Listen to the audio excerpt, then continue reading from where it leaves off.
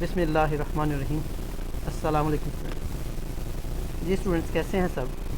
उम्मीद करता हूँ सब ठीक ठाक होंगे। मैथ 623 की असाइनमेंट नंबर 1, मिस सुमेरा ताज इसकी इंस्ट्रक्टर हैं, यानी वो सेक्शन जिसमें स्टूडेंट्स की इंस्ट्रक्टर मिस सुमेरा ताज हैं, ये उनके लिए असाइनमेंट है। इससे पहले भी मैंने एक असाइनमेंट 623 की अपलोड की है, लेकिन वो दूसरे ट्यूटर की है। तो जो स्टूडेंट्स मिस सुमेरा ताज वाले हैं वो इस असाइनमेंट को देख के अपनी असाइनमेंट बनाएं। तो चलें क्वेश्चन नंबर 1 की तरफ बढ़ते हैं। ये पैराबोलाइडल कोऑर्डिनेट्स दिए हुए हैं u, v और फाई, और साथ में 3 इक्वेशन दी हुई हैं। तो इनको लेके हमने 3 चीज़ें चेक करनी है।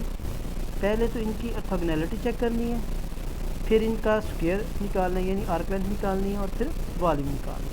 3 चीज़ें निकालनी है। तो ऑर्थोगोनैलिटी के लिए हमें 3 यूनिट वेक्टर निकालने पड़ेंगे, E1, E2 और E3।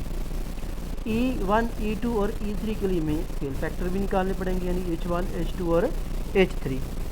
तो चले पहले हम H1, H2 और H3 निकालते हैं। जैसे कि हमें पता है R इक्वल टू होता है एक्स आई वाई जे जी के। यहाँ पर हम x की वैल्यू पुट करेंगे, यहाँ पर y की, यहाँ पर z की वैल्यू पुट करेंगे।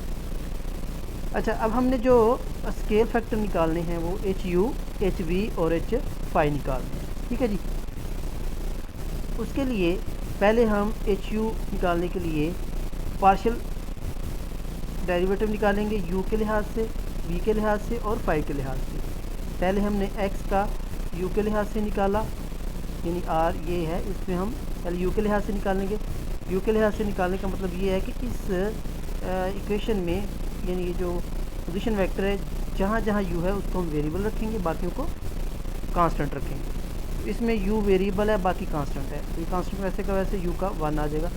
v cos phi i, v sin phi j और u k आ जाएगा। इसका हम लेंगे तो ये 2u आ जाएगा, -0 आ जाएगा, 2 से कट जाएगा, सिंपली u k आ जाएगा। ठीक है जी। इसी तरह हम सेकंड वाले का भी लेंगे, पार्शियल r और पार्शियल v। इसमें भी u cos phi i plus u sin phi j minus v के आ जाएगा। ठीक है जी। इसी तरह हम फाई के लिहाज से लेंगे, तो इसमें फाई वाला आपका वेरिएबल होगा, यानी साइन थीटा को हम अब डिफ्रेंशिएट करेंगे, बाकी कांस्टेंट रह जाएंगे। ठीक है जी। तो ये तीनों हमने निकाल लिए पार्शियल डेरिवेटिव। अब हम स्केल फैक्टर निकालते हैं। स्केल फैक्टर यानी HU निकालेंगे पहले। तो हम ये जो पार्शियल डेरिवेटिव लिए हुए हैं इनका मैग्नीट्यूड या मॉडुलस ले लेंगे। ठीक है जी। मॉडुलस में आपको पता है इनके जो मैग्नीट्यूड होते हैं उनके स्केयर लेके उनको ऐड करके स्केयर रूट ले लेते हैं। तो ये HU आ गया। इसी तरह ये HV आ जाएगा,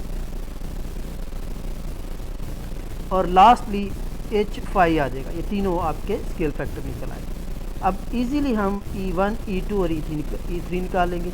E1 का आपको पता है फार्मूला, पार्शियल r और पार्शियल u, पार्शियल r और पार्शियल u का मैग्नीट्यूड या H1 भी हम लिख सकते हैं, या HU भी लिख सकते हैं। तो ये वैल्यूज पुट करेंगे, ये E1 आ गया, ये E2 आ गया, और इसी तरह ये E3 आप निकाल लेंगे। ठीक है जी।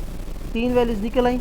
अब इसके बाद हमने क्या करना है, इन दोनों को E1, E2 को, E1, E3 को और E2 और E3 को मल्टीप्लाई करेंगे, इन डॉट प्रोडक्ट निकालेंगे। अगर तो डॉट प्रोडक्ट इनके 0 आ जाते हैं तो ये ऑर्थोगोनल होंगे। पहले E1 डॉट E2 निकालेंगे, यहाँ पर E1 की वैल्यू निकाली, पुट की, फिर उसके बाद E2 की वैल्यू पुट की। इस तरह इनको मल्टीप्लाई करेंगे, तो मल्टीप्लाई करने के बाद, सिंपलीफाई करने के बाद आंसर 0 आ जाएगा। ये इससे कट जाएगा, uv² माइनस uv जी। इसमें sine square plus cos square, uv इसमें कॉमन आ जाएगा, sine square plus cos square 1 के बराबर आ जाएगा, तो uv माइनस uv जो है वो 0 के बराबर आ जाता है। ठीक है जी।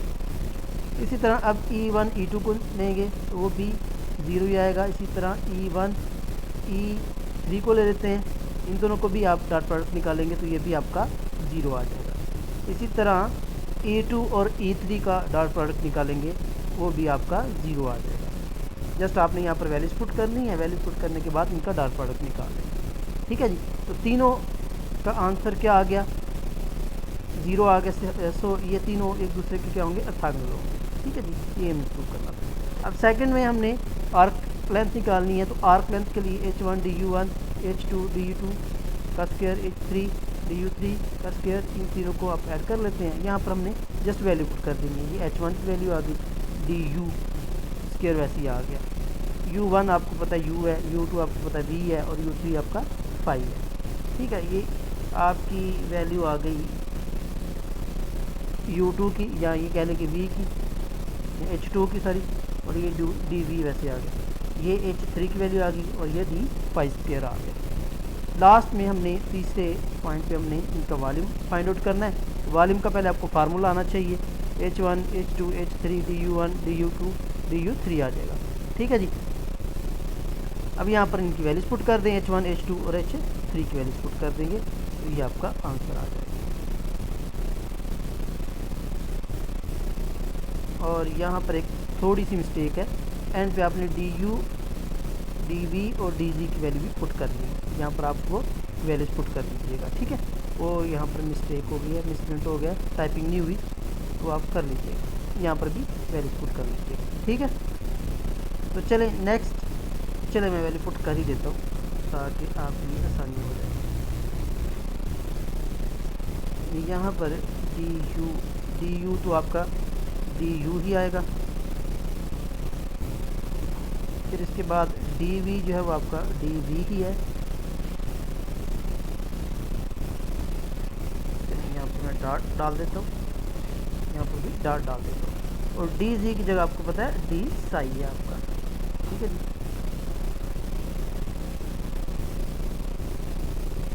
ये d साई d5 आ गया, सही नहीं है d5। इसको मैं यहाँ पर कॉपी कर लेता हूँ, यहाँ पर मैं इसको पेस्ट कर लेता हूँ और साथ ही इसको सेव कर लेता हूँ। तो ये आपका क्लियर हो गया। सेकंड पार्ट में देखिएगा, सेकंड पार्ट में पैरेललोग्राम के वर्टिसेस दिए हुए हैं। अब ये उसने बोला है कि इसके वर्टिसेस को, ये पैरेललोग्राम को आप ट्रांसलेशन कर रहे हैं इसकी कितने unit, 9 unit to the right, यानी राइट साइड पे आप उसको ट्रांसलेट कर रहे हो। ठीक है जी, तो जब आप 9 यूनिट ट्रांसलेट कर रहे हैं राइट साइड पर, इट मीन्स एक्स एक्सिस में आपका चेंज आ रहा है। एक्स पहले तो हमने जो न्यू वर्टेक्स बनेंगे उनके नाम दे लिए a dash b dash c dash, तो एक्स एक्सिस में चेंज आ रहा है तो उसमें हम प्लस एक्स करेंगे। ठीक है, जितना भी एक्स में चेंज आ रहा है, तो इन सब में प्लस एक्स किया, तो यहाँ पर कितने यूनिट है, 9 यूनिट है, 9 इसमें ऐड कर लेंगे। ठीक है, फाइनली आपके आंसर आ जाएंगे। ये 5 नंबर का ये क्वेश्चन था, होपफुली आपको समझ आई होगी। अगर किसी पॉइंट में आपको डाउट है तो आप कमेंट कर सकते हैं। प्लीज़ चैनल को भी सब्सक्राइब कर दीजिएगा। थैंक यू, अल्लाह हाफ़िज़।